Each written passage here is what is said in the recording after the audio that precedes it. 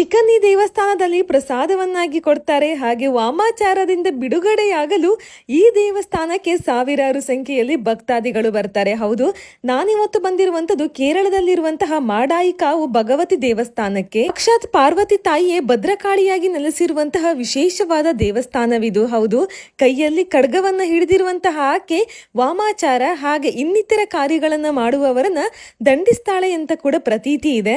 ನಡೆಯುವ ಶತ್ರು ಸಂಹಾರ ಪೂಜೆಯು ಬಹಳ ಪ್ರಸಿದ್ಧವಾಗಿದ್ದು 350 ರೂಪಾಯಿ ಚೀಟಿಯನ್ನ ಮಾಡಿದ್ರೆ ಶತ್ರು ಸಂಹಾರ ಪೂಜೆಯನ್ನ ಮಾಡಿ ಬಂದಂತಹ ಭಕ್ತಾದಿಗಳಿಗೆ ಪ್ರಸಾದವನ್ನಾಗಿ ಚಿಕನ್ ಹಾಗೆ ವೆಜ್ ತಿನ್ನುವವರಿಗೆ ಪಾಯಸವನ್ನ ನೀಡಲಾಗುತ್ತೆ. ಇಲ್ಲಿ ತಾಯಿಯು ಪಶ್ಚಿಮಾಭಿಮುಖವಾಗಿ ದರ್ಶನವನ್ನ ನೀಡುತ್ತಿದ್ದು ಕೈಯಲ್ಲಿ ಖಡ್ಗವನ್ನ ಹಿಡಿದು ಅದರ ಮೂಲಕವೇ ಶತ್ರುಗಳನ್ನ ಸಂಹಾರ ಮಾಡ್ತಾಳೆ ಎನ್ನುವ ಪ್ರತೀತಿ ಕೂಡ ಇದೆ. ಇನ್ನು ಈ ದೇವಸ್ಥಾನಕ್ಕೆ ಹೋಗುವುದಕ್ಕಿಂತ ಮುಂಚೆ ಪಾರ್ವತಿಯ ಪತಿಯಾಗಿರುವಂತಹ ಪರಮೇಶ್ವರನ ದೇವಸ್ಥಾನಕ್ಕೆ ಕೂಡ ಹೋಗಿ ಬರಬೇಕು. ಮೊದಲು ಶಿವನ ಆಲಯವಾದ ಈ ದೇವಸ್ಥಾನದಲ್ಲಿ ದರ್ಶನ ಮಾಡಿ ತದನಂತರ ಪಾರ್ವತಿ ದೇವಿಯ ದರ್ಶನವನ್ನ ಮಾಡಬೇಕು. ಇನ್ನು ಅಲ್ಲಿ ನೀಡಿರುವಂತಹ ಚಿಕನ್ ಪ್ರಸಾದವನ್ನ ಯಾವುದೇ ಕಾರಣಕ್ಕೂ ಈ ದೇವಸ್ಥಾನದ ಒಳಗಡೆ ತರುವಂತಿಲ್ಲ.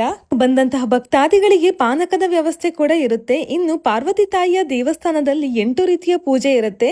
ಬೆಲ್ಲದ ಪಾಯಸದ ಪೂಜೆ, ಪುಷ್ಪಾಂಜಲಿ, ತ್ರಿಕಾಲ, ರಕ್ತ ಪುಷ್ಪಾಂಜಲಿ ಹಾಗೆ ಶತ್ರು ಸಂಹಾರ ಪೂಜೆ, ನಿರ್ಮಲ ಪೂಜೆ, ಸರ್ವತಾಳಿ ಪೂಜೆ ಕೂಡ ನಡೀತದೆ. ಇನ್ನು ರಾತ್ರಿ 8 ಗಂಟೆಯ ಮೇಲೆ ಪಾರ್ವತಿ ತಾಯಿಯು ಭದ್ರಕಾಳಿಯಾಗಿ ದೇವಸ್ಥಾನದಲ್ಲಿ ಸಂಚಾರ